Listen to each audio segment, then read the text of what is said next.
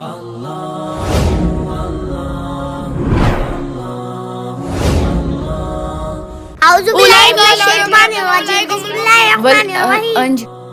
হোসেন, আজকে তো আমার পড়া হয়নি। হুজুর তো আমাকে অনেক মারবে।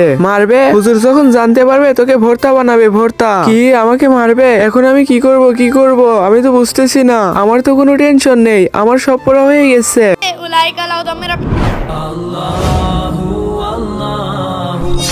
হোসেন, আব্দুল দেখ চলে এসেছে কালী হাজরা।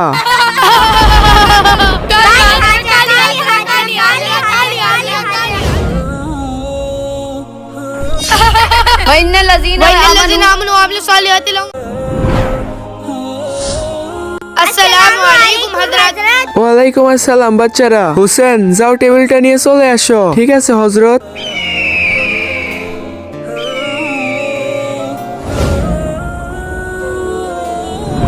আব্দুল্লাহ, আসো, তোমার পড়া দিয়ে যাও।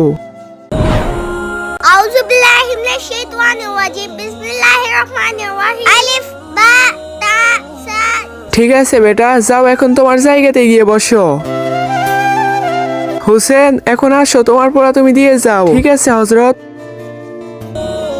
আউযু বিল্লাহি মিনাশ শাইতানির রাজিম বিসমিল্লাহির রহমানির রহিম উলাইকা আলা হুদাম মির রাব্বিহিম ওয়া উলাইকা হুমুল মুফলিহুন। মাশাআল্লাহ বেটা, তুমি তো অনেক ভালো পড়েছো। কালকে আরেকটু বেশি করে পড়ে আসবে। ঠিক আছে হযরত।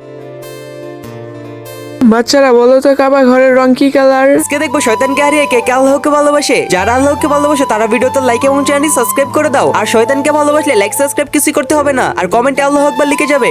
হযরত কালো। বাচ্চারা তোমরা কালো রং দেখে মজা করো না। ঠিক আছে হযরত। হাজরা, আমাকে মাফ করে দাও। আজকের পর থেকে তোমাকে আর কালো বলবো না। হাজরা, আমাকেও মাফ করে দাও। তোমরা আমার কাছে মাফ চাচ্ছ কেন? আমি তোমাদেরকে প্রথমেই মাফ করে দিয়েছি। বন্ধুরা, তোমরা কালো মানুষকে দেখে মজা করো না। হাজরার কথাগুলো ভালো লাগলে তোমরা ভিডিওতে লাইক দিয়ে চ্যানেলটি সাবস্ক্রাইব করে দাও। আর বলে যাও তোমরা কে কোন ক্লাসে পড়ো।